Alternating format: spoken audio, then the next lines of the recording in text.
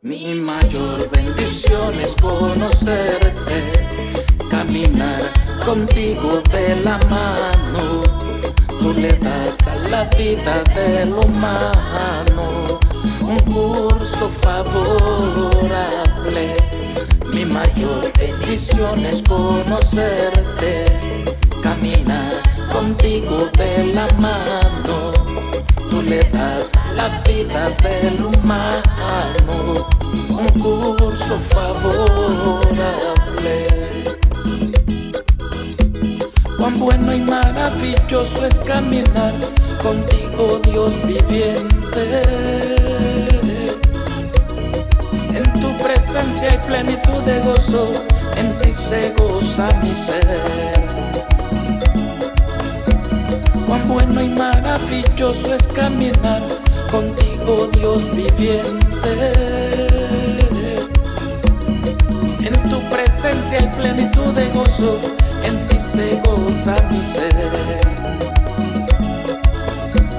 Escuchaba de ti, escuchaba de un Dios que con su poder el universo creó. Escuchaba de ti, escuchaba de un Dios que con su poder el universo creó. No puedo sorprenderte y tú no cesas de hacerlo. Eres omnipotente, te alabo, Abba Padre. No puedo sorprenderte porque eres maravilloso, temible, grande y fuerte. Te alabo, Abba Padre. Mi mayor bendición es conocerte, caminar contigo de la mano. Tú le das a la vida del humano un curso favorable.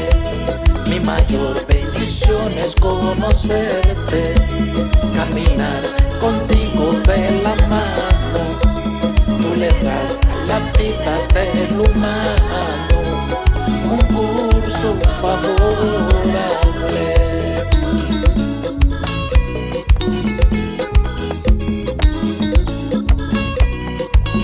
Qué bueno tenerte en mi vida. Mi mayor bendición eres tú, Señor. No puedo sorprenderte, tú no cesas de hacerlo. Eres omnipotente, te alabo, Abba Padre.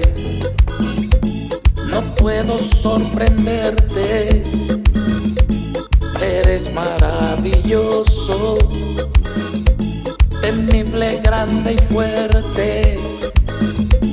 Te alabo, Abba Padre. Mi mayor bendición es conocerte, caminar contigo de la mano. Tú le das a la vida del humano un curso favorable. Mi mayor bendición es conocerte, caminar contigo de la mano.